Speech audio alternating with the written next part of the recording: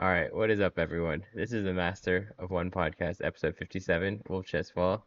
I've definitely gotten rusty at shooting podcasts or making podcasts, and I can tell because this is like the sixth take of the first one. So one of my friends hit me up. We had some stuff we had to do. Then the second one, it's just words, verbiage. But anyway, let's get into it. So I'm basically gonna recap WCC5 and Wolf Chess fall schedule and then also my kind of tournament schedule and everything. Yeah, actually, my friend asked me today, like, so when is your next tournament? And I was like, I think I do know, but I'll get into there when I get into there. So just to recap, WCC5 was held at a new venue at Westminster. Honestly, super beautiful venue, super perfect. Definitely wanted to pack it out more, um, but we'll work towards that. One just really funny sidebar about tournament was I think about like five or six Indian kids, at least that I knew, had the SAT, so they couldn't play that weekend. So that's just kind of bad luck, bad beats. Um, it's funny, like just in terms of bad beats, they go in waves. Like either you're hitting everything and everything is going good, or oh man, like one by one, it's like what else could go wrong? That's kind of been the theme that I've seen, at least in the summer and in the tournaments. But anyway, let me get into the winners. So the winner of the championship section was Ethan Sheehan with a perfect score of 4-4. He played pretty well. I would say his opponents kind of gifted him more wins. Um, yeah, so this is something that I think a lot of the players that play Ethan need to know. Like, don't give away free stuff. No free pawns. Like, there's multiple kids that, and they never do this. These are the kind of kids who, like, they don't make mistakes. They don't ever, like, blunder. Um, they were just giving away free pawns, and I would look at the games and talk to them, and I'd be like, whoa, why did you just give this pawn? You never give anything free. And I don't know. They just, I guess the Ethan effect is real. Um, and Ethan will take them. He'll take them for sure. So second place was Vishrith Yelisetti. He actually had a really good tournament. He ended up beating Sasha and Carter. He basically ran through the boys. And both, I mean, this is another one that just stop giving away free stuff. Like this kind of happened, at least against Carter. I think just blundered in exchange for kind of no reason. And then Sasha was just winning too, and I think he just blundered as well. So I guess everyone got rusty over the summer. I guess I get it. It's funny, like as a community, it's almost like community's in sync. Like when I gain rating, everybody's getting rating. If I lose rating, everybody's losing rating. If I'm playing hurt chess, everybody's playing hurt chess, and it's not like we're coordinating this. Like, of course, I want to win every game, but it just seems like that's kind of been the theme. Just at least what I've noticed. And then third place was Sahar Santosh. He ended up losing to Ethan in the last round. Under 2000 was won by Devarsh Kinra. Funny, kind of funny story about him is he has only made money off of Wolf Chess tournaments. Like, because we had this little mishap. So he's never paid entry fee. He got free entry fee, and now he's getting money. So like the joke is like at some point like you're gonna pay me some money too, you know? Like, because it's so far it's only been me paying him, which normally is not the way chess tournament works. It's not a, it's not a you play for free and you get paid. It's generally the opposite. So he got first place 4-4, and he did well in the Blitz. And second place was a tie between Christopher Harris and Siddharth Santosh. And then under 1600 was won by Nolan Blair. I think perfect score. And then second place was a three-way tie between Oliver Cook, Raphael Funk, and Regan Chan. So you can, I mean, basically you can see all the standings on the website. Yeah, so I mean, actually, maybe I'll just go straight into this. Like, the website was redone by a professional, uh, you know, website designer, like super spare no expense. Put a lot of time and effort into it. No, actually, I actually did the website in about 24 hours. Just sit down, and once you start, it's like I don't really like to stop, and it was kind of fun, like designing a website. Like that's always a pretty cool thing to do, and it was. I think it's gone better. I mean, people have said like, oh, new website. But yeah, like all the results are posted online. One thing I do want to add, and we'll go right into the pros and cons from here, is I actually had this idea, but for some reason I didn't stress it as much. But if you want to withdraw from a tournament, you can do it online. There's a withdrawal form on the website. Just fill that out. Because even I, like every once in a while, I will withdraw from tournaments, and it's kind of it's always like the walk of shame. Like you got to walk up to the tournament director and be like, "Hey, look, I don't want to play anymore. Can you take me out?" Now just do it online. And as long as you, I mean, basically during the tournament, the withdrawal form will always be pulled up, and if you withdraw, you're good to go. Um, and then I guess this goes into another con is like, I mean, the tournament like there weren't too many like mistakes, I would say, but definitely just like this person has a bye or this person isn't playing and then they got signed up or they're paired that round. Like that definitely needs to be fixed. And kind of the solution there is I think I'm gonna get back on the computer. I actually kind of miss doing all the WinTD stuff. So Sanjeev needed this. This is his 10th tournament or whatever to get the next level of tournaments. But yeah, no, I think I'm gonna start doing this computer again because there basically there are these gaps in communication where someone tells me and then I have to tell him. And sometimes I do tell him and then I guess he just forgets or someone forgets. And I think I should just basically be on the computer the whole time. And like I can do it. I can do it fast. And when he's playing, it just like it's weird. Like he's playing in the tournament. I mean, once again, it is kind of nice just being like, okay, you do the computer stuff. I don't have to do anything. But also if they're playing, like there's nothing else to do. Like I can walk around and stuff. And like I was honestly pretty tired this tournament. I'll get into that in a sec. But like, I can easily run the tournament. There's no gaps, and everyone's telling me stuff. But yeah, I do want there definitely to be more of a online way to either withdraw or confirm you have a buy or like update that you have a buy. Like basically telling me stuff is cool, but there leaves a lot of human error when people just tell me things. Like if it's not written down, then almost like it doesn't exist. Like it should exist, and in general, like I'll remember everything, but it doesn't officially exist until it's written down. So I would say that's kind of like that's one big like con. And you get into some pros, like Westminster, the tournament venue was really, really nice. Like people definitely liked it a lot. They felt like, okay, now this is a real tournament. Like this is a big step up. So that was really cool. And there's a lot more potential where we were. Like there are basketball courts. No one played basketball. There's ping pong tables. Basically, we got to buy the nets. Um, but yeah, I mean that's basically just ironically or funny enough, those are two things I'm really, really good at. So when we do start playing basketball ping pong, I get to flex more. Like not only me, my one, like I guess the second best player there, I'm running the event, but also I'm really good at ping pong too. So that'll be pretty fun once we get that going. Now I want to talk about this con because this is like a huge logistic thing. Um, the order of the tournaments. So kind of the way it works is there's the WCC in Alpharetta, there's WCC at Westminster, there's a Scholastic in Alpharetta, and there's a Scholastic at Westminster. Um, so Damien's Place, the Sandbox, that should be the first tournament in this series of tournaments. So essentially, there's 3 tournaments per season, and then sometimes there's a big event. Um, the way it should be is the Damien's Place or the Sandbox should go first because that is a strictly only adult tournament, and those are the most guaranteed results. Like those tournaments do really well. People know what's going on. Scholastics it still has work to do. Like basically, I can break into the Scholastic market.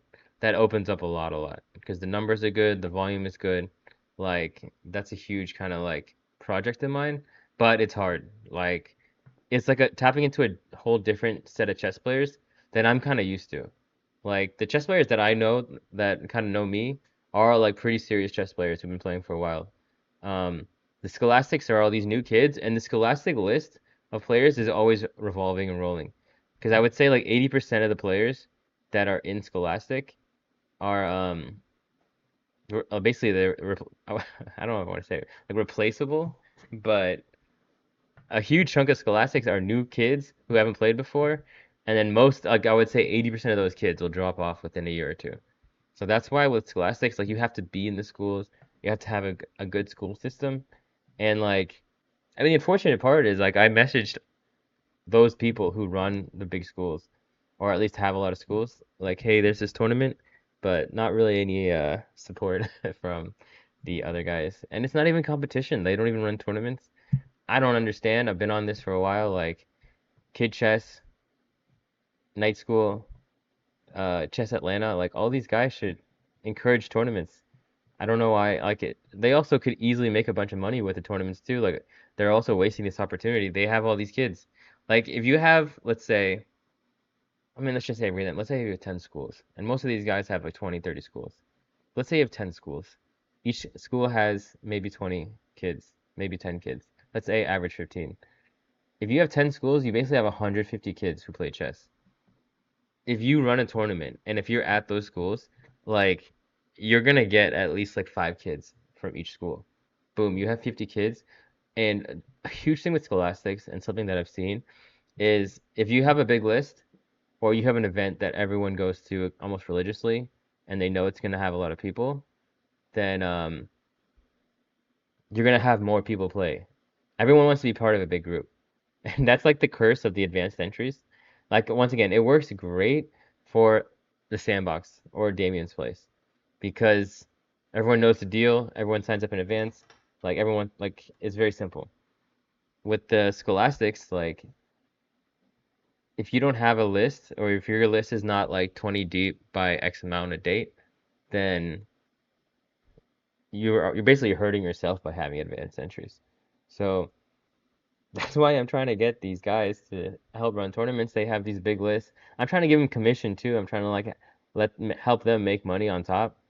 I don't know. I guess I need to have a face-to-face meeting like that to really understand what's going on. Because otherwise, like it's just a mystery and it happens a lot. And it's not the first time I've like asked Scholastic or like these school programs like, hey, can you advertise this tournament? Like the Scholastic that went well with like 40 or 50 kids, it's because I taught at two of those schools. And boom, you already have 20 kids there. So like that basically that corroborates the theory of if you have a list and if you teach at the schools, the conversion rate is very high. But if people just hear about it, they're not like serious chess players, they're probably not gonna go unless they know a big group of their friends are going. So that's going to be the puzzle to solve. And this is also why the order is really important. If first it's Damien's place with all the adults and some kids, we can mark it and build up. Basically, the order that it should be, and I don't know if people are following on. If you look at the website, you can see the order for I think the fall season or winter schedule. It should go adult open, then it should go Alpharetta Scholastic, and then lastly it should go Westminster. When Westminster should be at the end of the schedule. And if we're doing a big event like in December, we're having another FIDE big tournament, then that would be added at the very end. So the way it works is it goes open tournament, scholastic tournament, and the reason why the scholastic tournament is next and it will do better is because I teach at that school. Like you're always gonna have, I mean, in this school, like very good conversion too. Like you're gonna have 10 to 20 kids from this school already signed up. Another thing to kind of factor in that I should have been more aware of is the beginning of the school year is a little bit too early for new type of activities. Like tournaments have not been established as like this is what we always do. This is like the number one priority of this family, or like this is what we do. Chess is still pretty new, at least scholastically in Atlanta. So doing it too early in the school year, like I didn't have enough time to like reach the kids that would play. Or they're coming off of summer. This kind of happens with everyone over the summer. You know, you just have a great summer, you relax, you don't do anything, and then, oh no, I'm rusty, I can't play a tournament yet, I'm not ready. So that happened to a lot of kids too. Um, Yeah, so that happened to I keep getting the same text during. So that happened to a lot of kids too. Like there was the SAT, there was the too early, especially if it's scholastic. They were like, we're not ready. We kind of like once again, chess is the main focus. So over the summer, they're not like playing and studying that much, or if they are, it's just a little bit. So yeah, that kind of basically happened. So that's why the order is the order. So the Western Scholastic would be in the middle, and the final would be Westminster, where it's both, and where basically it's had the most marketing. Westminster is supposed to be the biggest event because it can hold two tournaments at the same time. So the marketing for that is kind of really important because the potential for that is the most. And also the area, like we had about 70 players, and we could have triple that in that venue with the waiting area, with the playing area, with kind of the I would even say like parking and infrastructure around there. Like we could have 200 players at that tournament. So it should build to that Westminster event at the very end. Now, kind of the reason, a part of the reason why Westminster was first in this order was because it was a new venue and it was hard to get initially. So I was just really excited to start something there, and I wanted to like basically like you know how Batman every movie he has like a new big thing, like he has the Batmobile, he has the plane. It was like that was the new kind of big thing that I wanted to show. I'm not gonna say show off, but to show like, all right, we're making progress. So even though the turnout was kind of lower than expected or than I wanted, it did let people know like, okay, this organization is growing and moving, and it's gonna be bigger. And I mean, the venues are getting only better and better. So that was part of the consideration for kind of why Westminster went first. Okay, so let's see any more pros and cons. Yeah, so withdrawals are good. Yeah, pairings, tournament hall. Oh yeah, printer. Oh my God. Yeah, I don't know, but the cursor printer I think is over, because um I'm gonna use it every Thursday. So another thing that happens, I guess the printer hasn't been used in so much time in a really long amount of time. He gets all sad. She gets all sad and stuff. So um, basically, I use it this Thursday, and it's really annoying. Like, no matter what you do, right? The printer will find a way to be annoying in some kind of special way. Um, it's always something new. Like we had the cord, or we had to get new cord. But yeah, I mean, and it's really like revolutionary how much that puts you behind on schedule and time. Like, you can't print things out now. Thing like one small thing can really kind of snowball into like more and more of a time kind of usage, if that makes sense. So, yeah, so that's kind of like the deal with the printer, the ideal schedule. Okay, there's one kind of funny story that happened. Um, okay, I guess there's two, but the first one was so there's these kids are in the under 2000 section too, so they're not like complete rookies. So like there's like even the Scholastic kids aren't making this mistake, but basically there's two boards, four players. One set of players sits at the wrong table and they start playing, and they're like 20 minutes into their game. The second set of players, one of them withdrew last minute, and basically he doesn't get now that person doesn't get an opponent. So this kid should have gotten an opponent if they sat at the right board. But since they didn't sit at the right board and it's already 20 minutes in, I just let them finish their game, and now this kid gets a bye. But the funny story here is like apparently this kid has like it's happened like a lot of times where he's just had a bye or like this player was paired and they didn't show up or it was a mistake on our part and his mom basically his dad at first was like, yo, what do you, like, come on, this is ridiculous. And I don't know, he got really mad. And then I was like, I mean, basically, I was like, what do you want me to do? Like, what would you do? They're 20 minutes in, I can't restart the game. And he was like, you're punishing my kid for not getting a game. Like, and I'm like, okay, first off, if they had sat at the right seat, then none of this is gonna happen. Like, this is like, I'm first of all, I don't even think this has ever happened to me in a tournament where two people sat at the wrong seat and it's 20 minutes in and now like, what do we do? So that was the first kind of thing. Like, I didn't know what to say, and I mean, he was just really upset. And then he's like, all right, we're going, bye. And I was like, okay, cool. And then his mom comes back with the kid and says like, I need to talk to you. I'm like, oh my God, what is this, good cop, bad cop? Like they switched out officers for me. Um, and then she basically just says the same thing that dad says. And there was one really funny moment where like the kid's frowning, she's frowning, and then this is like a an Asian mom, and she just says emotional damage in the most like, stereotypical Asian way. And even the kid, like he goes from frowning, he just cracks a smile. And yeah, I didn't know what to say. And then even I started laughing, and when a girl's angry, like you never want to start laughing. That's like the one-way ticket to dying. But I did end up, I guess, quelling this situation.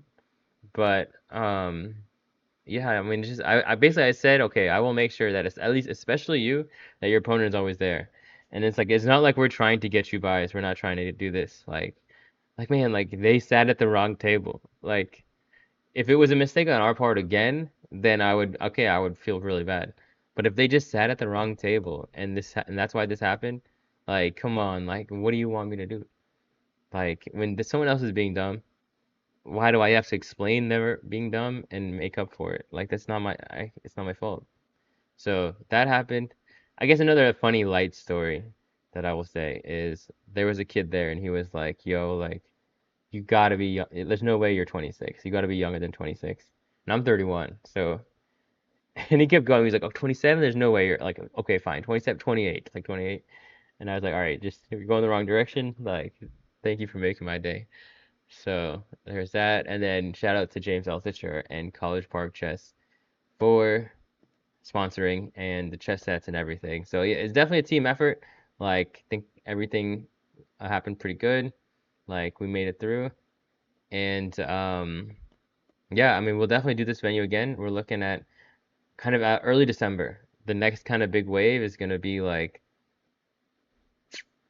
I think November after these series of events. But I'm going to go over the schedule next. First, just going to recap WCC5. So, yep, that was it. And now on to the next kind of. All right, so now I'm going to get into the schedule a bit.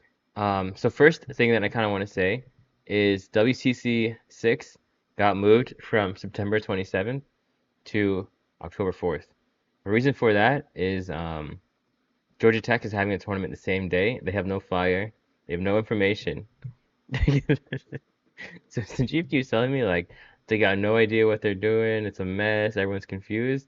But somehow they booked a date 6 months in advance. Like the one thing, because I was like, all right, well, can y'all just move your day? Since I mean, you don't even have anything yet. I have it all out. They're like, no, no, no, no, we can't do it. Like this is the only time we can do it. Like I'm sorry, we have no other choice.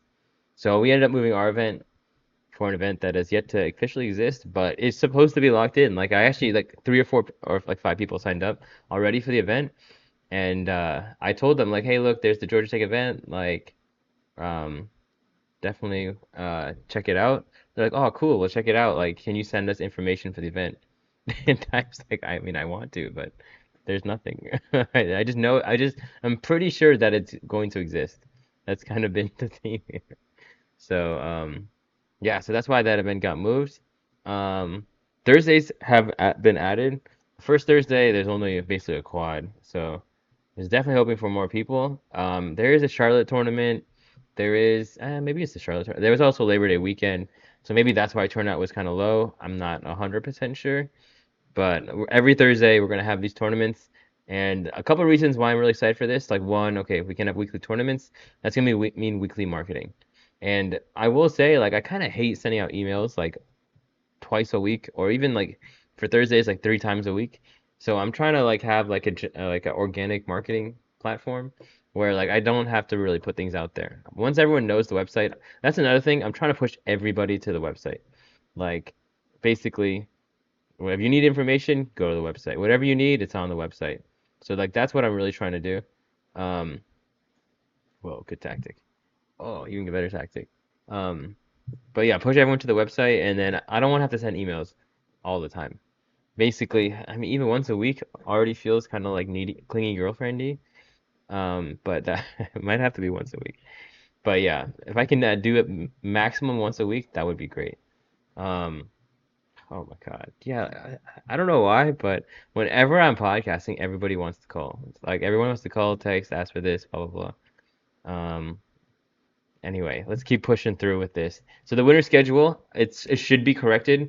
It'll be kind of funny because it'll be basically Damien's place two times in a row, or I'm just gonna say Sandbox from now on. Um, yeah, because if you go to the website, it's kind of portrayed as Sandbox. So yeah, so basically Sandbox is gonna be two times in a row, which will be kind of interesting. But I do want to get on the corrected schedule where it goes Sandbox, Wesleyan, and then Westminster. And really, I don't want to do anything more than that. Thursday, I mean, if Thursdays can happen, then another weekday would be the goal. Um, and then the FIDE tournament, of course. And I have some cool ideas for spring. I want to do like a March Madness kind of idea, like some kind of bracket tournament.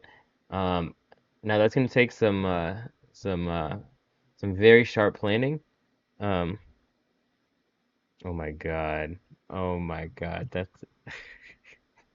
now I know what the phone call was for, and it's even more crazy. Wow. Okay, anyway, back on topic. Yeah, so March Madness, I just got to figure out when the spring breaks are, and then I can kind of build around that. So that's kind of the idea of what I'm going for in the spring. Um, so apart from that, that's gonna be pretty much the schedule. It's gonna go Sandbox, Wesleyan, Westminster, big event. And yeah, I mean, a lot of people have been asking, so I'll probably just address this. Like, can we have more FIDE tournaments? Is it possible to have FIDE tournaments? Now, the toughest part about FIDE, honestly, is the time constraint. They have basically a minimum amount of time the game has to be, and it makes it very hard to have more than 2 games in a day. Like almost impossible. If you're gonna do 3 games in a day, it's gonna be like essentially like kind of a marathon if you want to think about it. Like so many games in one day.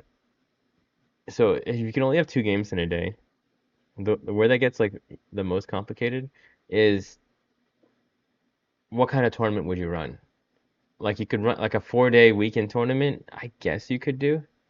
That would maybe be the only option because 5 days, you have to add Friday, and now we're just kind of doing just like kind of a generic weekend tournament. And unless you have a lot of out-of-state people playing, it's hard to like hit pretty good margins and revenue on that.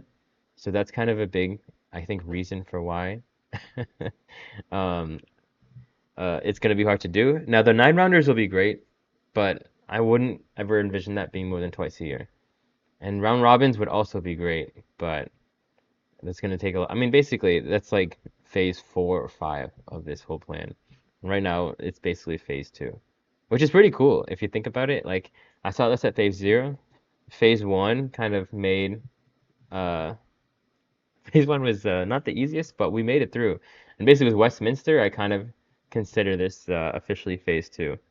Um, so yeah, that's basically the schedule. You got Thursdays, you have the order of events, and essentially the next thing that would be added would be some form of Blitz and Rapid on a weekday, most likely. Like I couldn't imagine anything before that, or maybe some kind of like interesting type of chess tournament. But yeah, so that's gonna be the schedule for Wolf Chess in the fall. Now I'm gonna get into my chess training and everything after this. All right, so now for my chess training. So the first thing I kind of want to say or talk about is knowing a bunch of openings and having a very vast knowledge of chess is obviously really good, but there is like a downside to it is you get this like maybe like decision paralysis or like what was the right option in this situation. And when I say that, I mean like I can play like 3 or 4 different openings against d4. And let's say like I get a really drawish position or like a really bad position with the QGD. Now I'm like, oh man, should I have played the King's Indian? Should I have played the Dutch? And this happens with e4 and c4 and all these kind of different options too. So like, how do you choose which opening you play against which opponent? And um, one thing I know that Magnus actually does, or at least he said this in an interview or podcast, is he has a random number generator, or he has like a dice, and I think he does this in Title Tuesday too, where he literally rolls a dice to decide what opening he plays, and basically it takes away the oh man I should play this, just make it random, and he like brought up a good point where it's like sometimes like the openings that are like really known for being dry in position, like the French, you get these crazy attacking, like really nice games. Like one of my best ever attacking games in my life was in a French, I think, against this IM, where I basically sacked all the pieces and I made it with just 2 bishops on the board. And sometimes when you play Sicilian, you get these like really boring, dry, grindy games. Like that's been happening with the Sveshnikov. Like I have never lost in the Sveshnikov in like 25 to 30 games. I've never ever lost. But at least recently, it's been a couple more draws than I was expecting, than I would like. So yeah, it becomes this like, and then another thing that kind of the term that we use is like, what opening is the baby killer? When we say baby killer, it's like against the people who just want draws, the lower rated. It's like we need an opening that specifically makes the games not dry.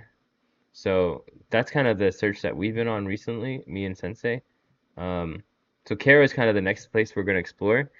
And then I guess maybe is just go with the flow. Like here's another thing that's really interesting. Like I've been playing on chess.com, like my old repertoire, and I just out of nowhere just got to like 2800 plus on Blitz.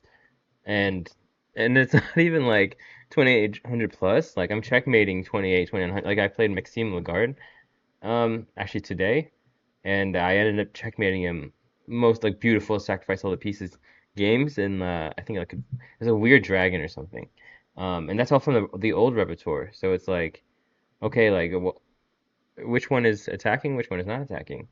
Um, and then you don't know. So kind of it is like you do want to cycle and play everything, and it's almost like kind of the idea I was thinking was like a different day, a different like that's your repertoire, and just like each day you train this, each day you train this, and then just keep working in every direction, and then when it comes time to play, like try to do your best to see what openings they play. Like a really good example was I played this kid, Ethan Boloza or whatever in the last round of US Open. If I win, I get like $1,000. Like I'll be gaining rating. Like life is pretty good. Like actually, if I go a little bit deeper in there, like I ended up drawing a Grandmaster, Praveen Balakrishna, and I would say like a pretty good controlling game where it's like I was like always kind of better, and I was kind of pressing the whole game. And then I lost to this other Grandmaster Tangi Ringwar, and I should not. I mean that was like I was up upon it in endgame, and I lost. Like, okay, worst case I draw, but like you should never lose this position. Um, and then I'm okay, so after all this, like I beat all the guys that are low rated. I played really fast this tournament. Like pretty I think like of the 9 games, or let's say of the 4 games in the slower time control, I was at least up like an hour every game. And like it's because they were like kind of grindy positions. And I was like, well, like you said, I gotta play fast to try to get this guy in time pressure. But then I ended up getting a little overzealous, and then I ended up losing that game. But the reason I brought this up is like I could have played King's Indian and got a more like sharp position, and he played this line in the QGD I've never kind of seen before, and it was just like very, very drosh. Like everything comes off the board, like it's really hard to win. And then I was like, man, should I have played the King's Indian? And having that, first of all, having that regret is like always like basically once you make the decision, you should also accept the fact that you will not regret this decision at all. Because you don't really know what's gonna happen. Like you never 100% know. Um, because okay, here's another thing. He didn't even play D4 that game. He never plays D4 or something like, and even in his QGD games, he's never played this line before. So like, there's a lot of factors like you just don't know as well. Like even if you look at this person's game, like maybe he plays something new now, or maybe he looked at this line and now he knows that this is way better. Like it's not guaranteed that he's gonna repeat the same exact variation. So if you factor that in as well, it makes it even more complicated. Okay, like what was the right decision? Because um, if I went the other way, it could have been a whole nother story. Now, in general, with the King's Indian, like it's gonna be a pretty fun game, I would say. Like you can almost guarantee that. But there, like if he goes like G3 King's Indian, if he goes non C4, like all right, now it's gonna be like very hard to win, like very annoying position. So like these are things that you definitely have to factor in, and it's just like this is why some chess players I would say lose their mind because there's just like, well, there's this that happens of this, and then it keeps going, and then so actually I'll tell a small kind of story. Um, there's like this offbeat Batman series. It's like it's supposed to be like super super dark, and one of the characters, like a very famous Batman character, is Harvey Dent, and in this spin-off, um, so normally what Harvey does is if he make a decision, he flips one coin. He'll flip a coin, and whatever it is, that's the decision. So the way that the Joker kind of like messes up his mind is he makes him like flip a 16-sided coin, and basically he loses his mind because there's too many options and he can't like ever like know what to do. Like, and he has to do it for like simple things all the time. So basically, the decision paralysis ends up like messing with his head. And that's kind of what I mean by like if you have too many decisions, it does make it kind of complicated. And I guess maybe that's part of being older as well. But end of the day, it is good to have different options. Like sometimes if you only have one option, then where else are you going to go? Like imagine you know this guy's going to beat you in this variation, but you have no other options. Like what do you do? So that's also the other side of this that I think is very important to realize.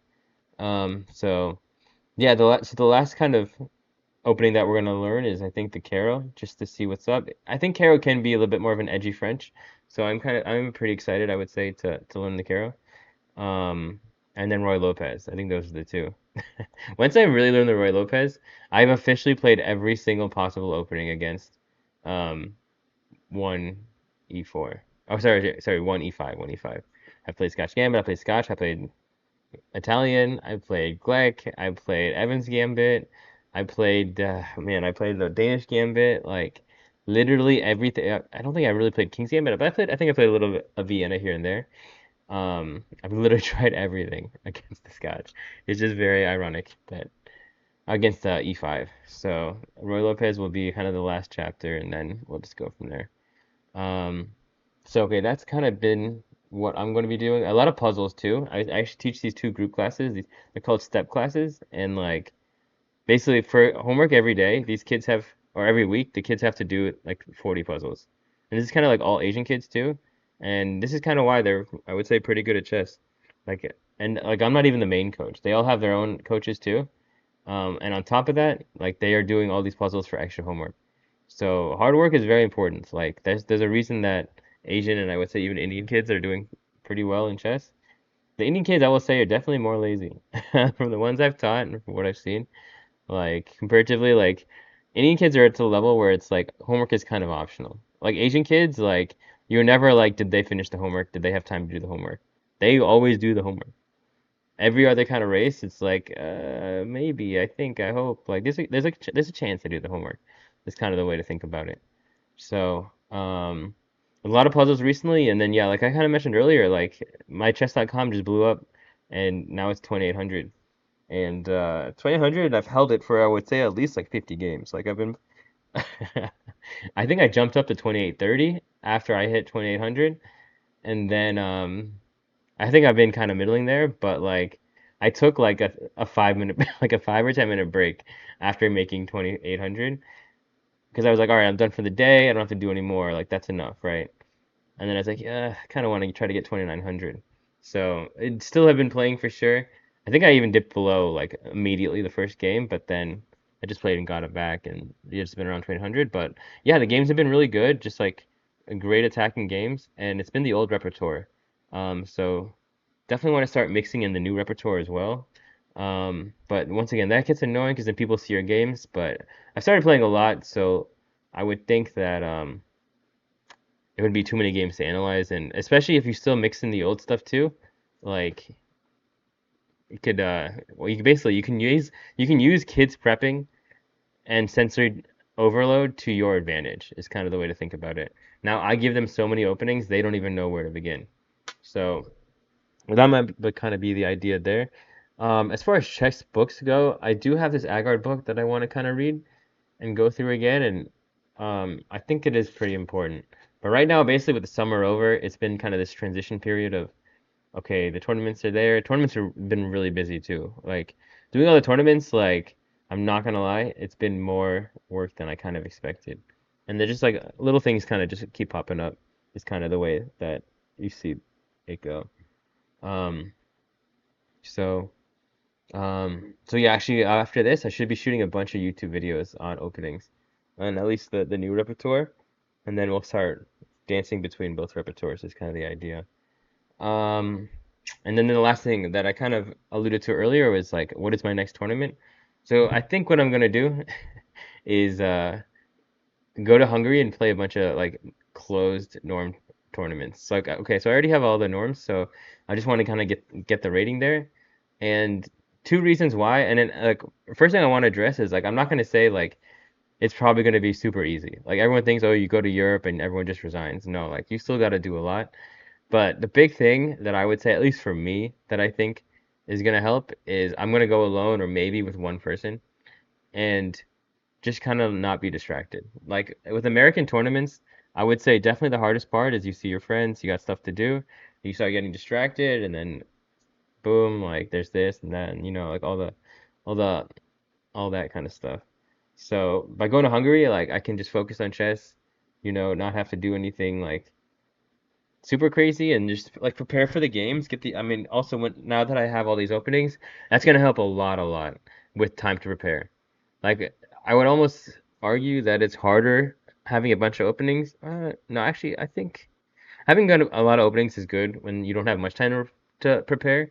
But I think it's definitely better when you have a lot of time, because then you can really like dig deep and try to fi figure out, okay, I have all these options and I have all this information of what they play. That was another thing. Like I played down a lot this summer, and a lot of these guys, like they're getting better faster, and they don't have a lot of games too, which is kind of annoying. So I don't have exactly a very good grip on what they're gonna play. Um, this happened a lot too. I keep saying this all the time, but I feel like people change their openings when they play me. Like I see other people play, and when they play them, they kind of stick to what they play. Like I got all these guys whipping out new things I've never seen before. Like new, like you've never played this line before. Like this kid always played Nidorf, played E5 against me, and then played the refutation, quote unquote, to the line that I play. And I'm like, man, if I, if I played anything else, did you have any E5 knowledge? Like that is one thing with playing kids is they can't really know that many openings that well because they're not that old. They just haven't played chess that long. Like I've been playing for what, 25 years now, 26 years. Like I've seen a lot. I've had time to mess up with a lot of different openings, and now I kind of know. Like I would say the openings that I know pretty well because I've just had so many games and battles in them. So yeah, that happened a lot over the summer as well. So yeah, Hungary is probably next, which means no tournaments till pretty much mid-October. I'll have tournaments till the 4th.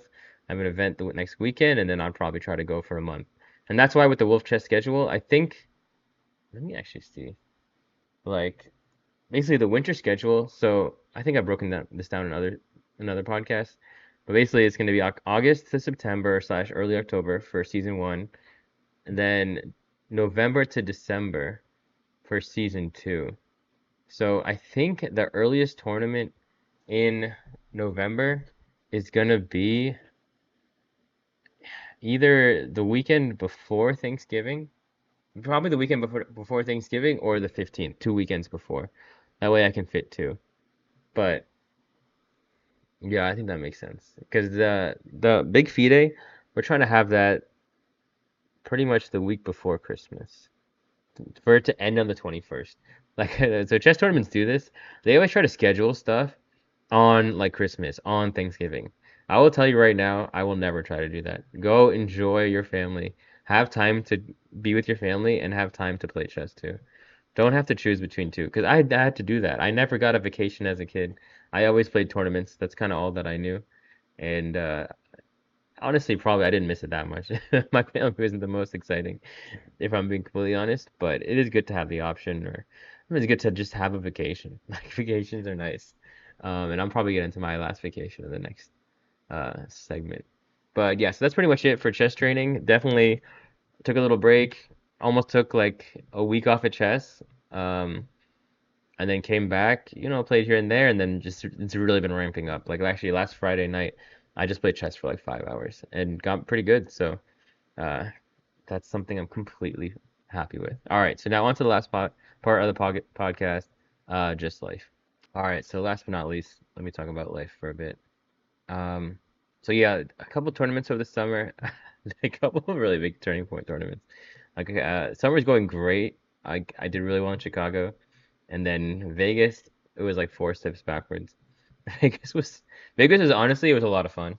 I'm not gonna get I'm not gonna lie. Like I met a lot of this is the part about going to Vegas or like any tournament on the West Coast, is there's like a group of people that basically only play West Coast tournaments. And I only see them if I play on the West Coast. So then I'm gonna have like an extra like, oh, I haven't seen you guys. I only see you guys like once a year. So let's hang out, let's do this. And then I also ended up playing a lot of poker over the summer. A lot of poker over the summer. Which is another like definitely if I didn't play poker over the summer, I'd have more money than I did now. But I did learn a lot, I would say, and I will say like poker is gambling. There's so much gambling in poker that I don't like. And when I say gambling, I mean you're betting, but there's a good chance you lose, and there's still a good chance you win. Or there's a good chance you win, but there's also a good chance you lose.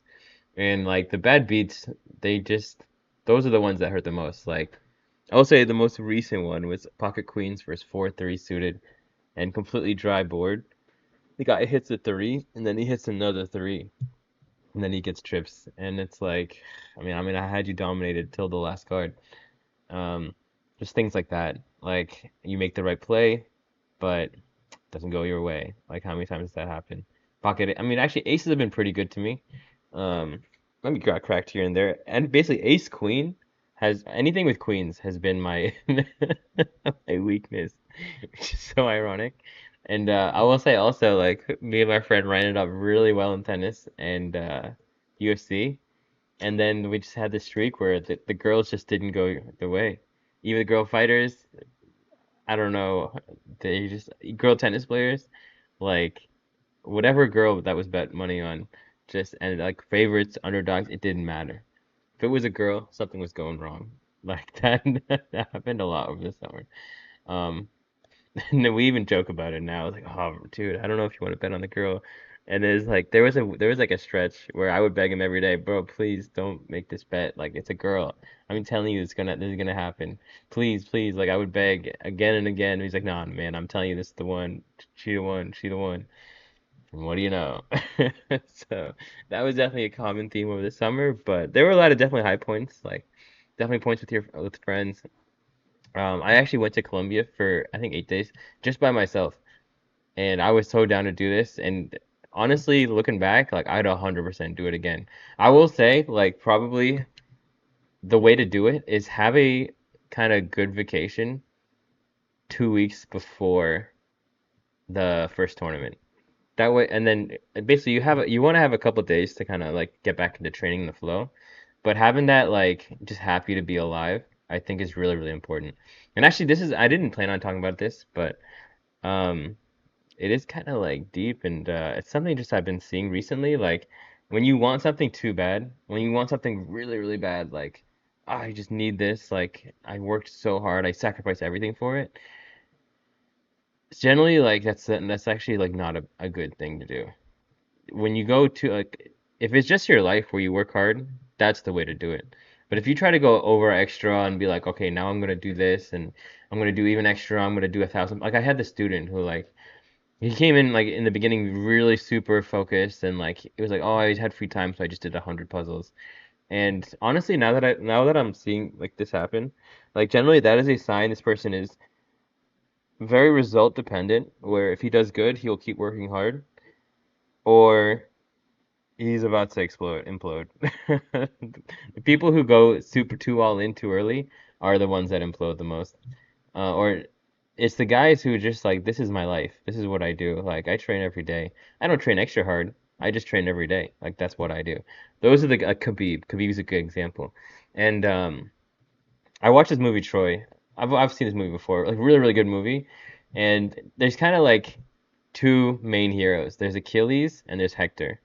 And Achilles does whatever he wants. Like he talks shit to the king. Like he does not care. He's like, "Yo, I'm a badass. Like this is what I do." And Hector is like the proper son. Like probably like honestly like the perfect son. Like role model, good wife, good dad, does everything right.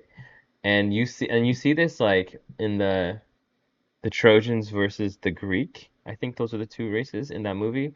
Like the people who care too much, they're like, oh my God, this is it. Like this is if we lose this, it's over. Like this is the big moment. Like those are the guys who are generally losing. And I don't even know if they did it on purpose in this movie, or if it's even a thing. But I think in real life, like when you try to do too much, when you're like oh here's another example, Sean O'Malley versus Marab. I actually remember this because I was having a bad like basically I had a bad day in Vegas, and I was like, all right, I'm so sure that Sean O'Malley is gonna beat Marab Kalashvili. Like he stopped smoking, he stopped using social media, he gave up everything that had plagued him just for this fight. He's locked in. Last time it was a close fight. Like now he's definitely gonna finish him, and he basically had a terrible performance. Marab just wiped the floor with him, and Marab is really good. Marab did not do anything extra. Marab's just Marab. He's just having a great time. Works really hard. Enjoys life. Makes funny videos. Like between the two, like it's the people who are like, this is what I do. This is like I just enjoy life. That's kind of the way to get better. Um, so yeah, I mean, I saw that with students. I saw that with myself for sure. Like the summers that I'm like, dude, I need this. Like I'm going to Europe. Like I have to get my norms. I have to get the rating. Otherwise, like my life is just like missing something. That's too much. Like what you're supposed to do is say, look, I'm going to Europe. I'm gonna play some good chess. I'm gonna have a good time. I'm gonna meet some new people. I'm gonna do all these good things, and the chess is gonna be good. I'm gonna work hard going into it. I'm gonna have a good training camp, but I don't have to do all this extra stuff. I don't have to prove anything, almost is a way to think about it. I did the hard work. So that's the kind of way to look at it. And then, I mean, just I think have a good presence of mind in the tournament. Make sure you work hard and make sure you play well. Make sure you sleep. Sleep is super important. The older I get, the more I will say sleep is super important. That's one thing I don't want to sacrifice. Um, so yeah, I would say like those are kind of like that's a huge takeaway. And basically, when I went on vacation for 8 days and came back, during those 8 days, I pretty much I would say did very little to no chess. I played some Call of Duty, met some people. I mean, I had a great time. Like, here's another thing with quote unquote solo vacations. Like, unless you have people that you really, really like going by yourself can almost be better than going with two people you like a lot and one person you don't like. Like, there's a lot of freedom. You can do whatever you want. And I'm the kind of person that generally I don't like to be around people like 5 days in a row.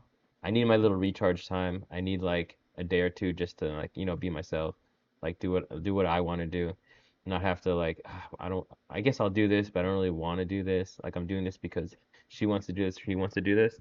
Like the more I can just like kind of be free. Like being free is like one of the best feelings in life. Like I'm just going like machine gun on sidebars here, but like I had a saxophone teacher when I was younger, and there's two things that he said that really stuck out to me. The first thing was like if you want to make good music, you play free. You're not trying to make good music. You're not telling everyone I'm gonna make good music and then okay, here we go, like time for good music. You just play free. Like Jimi Hendrix is a really good example. He just seemed to play free, like he was just like enjoying playing music. That's the way to do it.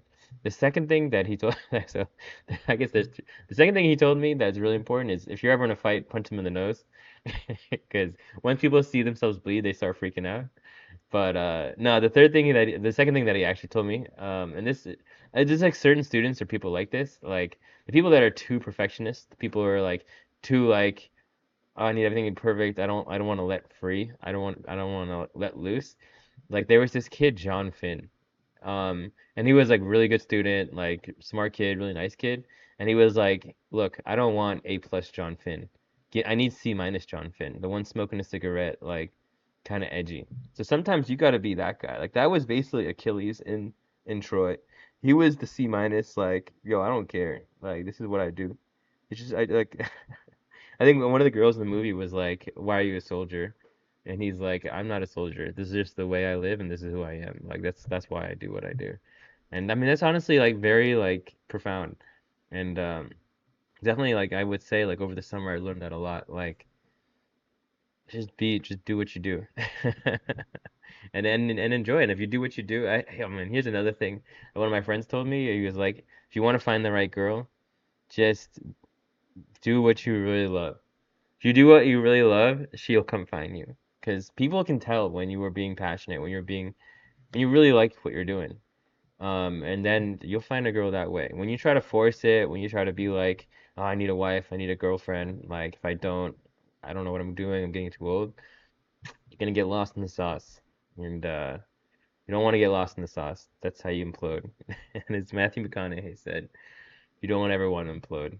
Implosions are bad.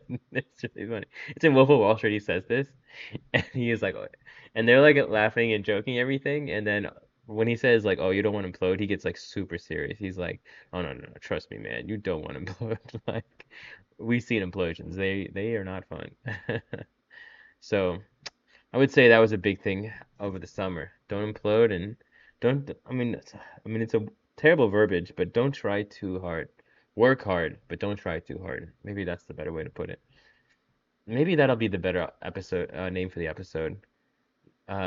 Work hard, don't try too hard. Because when you work hard, people just love to see it.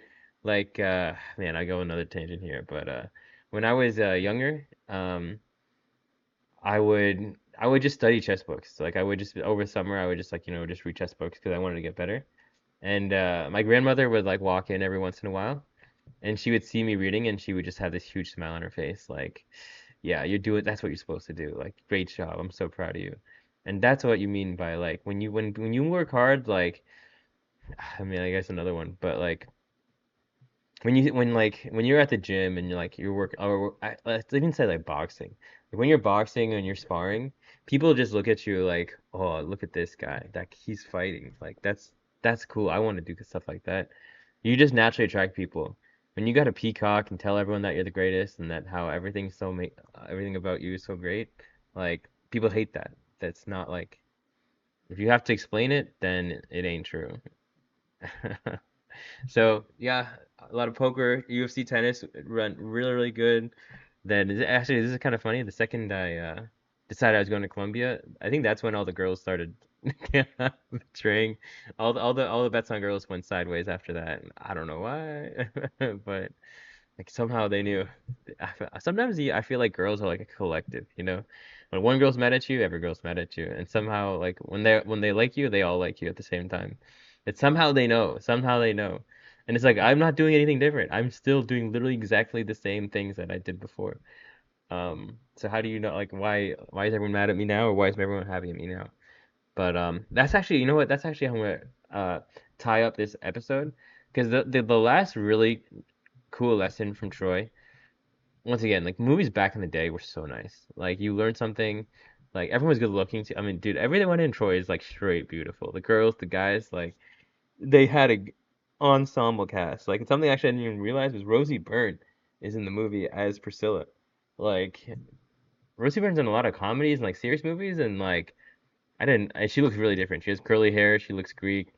Um, but so one thing that I kind of took away from the movie is like being a good man, like just like like following the rules, taking care of your country, your family, like even so once again I come down to Hector versus Achilles, and I mean Hector is the family man, has a kid, is the chosen son, like does everything he's supposed to do, and Achilles is like the wild, you know, he's partied until midnight, another girl, another day, another girl, like he's like that kind of guy. But end of the day, like these great warriors, they do have a code. Like they actually like it's almost like they enjoy being good people. I mean, they kill people left and right. Like everyone's dying because of these guys, but like they take care of their men. Like they're everyone in the movie, they're soldiers of both generals, Hector and Achilles. Their men were so like I would say like obedient because not because they feared them. They were obedient because they respected them so much. Like basically, in the movie, there's the girl Priscilla who's Rosie Byrne who gets captured, and there's an army of like 50,000 dudes. Like not one girl except for this girl. This girl who basically got captured and it's like a prisoner of war slash slave. And basically this is like and Achilles takes care of her the whole time. Like she's super hurt. He raises her up, you know, like make sure she's okay. And not one guy, like so like there's a point in the movie where like some dudes are like are messing with this girl, and he like you know he puts he puts the people in line, but after that you don't see one guy of the 50,000 army like ever try to like approach her or ever try to you know like seduce her, because that's Achilles' girl. Like Achilles the man. Achilles one shot knocks out everyone. Like Achilles is literally the Topuria of the gladiator world. Like this dude is legit, just like one shot knocking out everyone, like even the most badass people. And same with Hector. Hector is like, also general of the army, but the best fighter on the army. Like he fights in the wars. He is taking out the best people on the other side. Like those are the people that the people love the most, or the people respect the most, and the people like listen to the most. Because not only are you telling people what to do, but they know that you will back up what you need to do. Like if you're with Hector, you're good. If you're with Achilles, you're good. That's kind of like the theme. Like, oh, thank God Hector is here, or thank God Achilles is here. We're gonna be okay. So that was like being a good man, just being a good person, following the rules, taking care of the. I mean, here's another big thing that they did. They always took care of people who couldn't defend themselves. They took care of the weak. This is very like it's a very good skill because like it's funny they take care of the weak and then they beat the shit out of everyone else. Like this happens in there's a scene in Batman where Rachel slaps Bruce. uh, basically the girl slaps Batman clean, and he just kind of takes it. And I'm like, dude, that was the only clean hit Batman took the whole movie. Like he one-shotted everybody except for this girl. But she was kind of putting it. She had a good point. Like he was being bad, messed up, and that's why like yeah, like you respect the people who tell you the truth and who actually do what they're supposed to do. So that's kind of the takeaway. Now I have two names that I can kind of name this. Um, Work, oh yeah, work hard, don't try hard, or Achilles versus Hector. But yeah, I mean, I just randomly watched that movie yesterday. I was looking for a good movie, and now it has a pretty big imprint on this podcast. But for a good way. Be a good person, work hard, don't try hard, and let's keep moving forward. Summer's over, fall has begun, time to rise. The Phoenix. That was the other original name. So anyway, hope you guys were entertained. It's been a minute since podcast. But let's try to get back in the groove. So that's it for today. I'll see you guys later. Peace.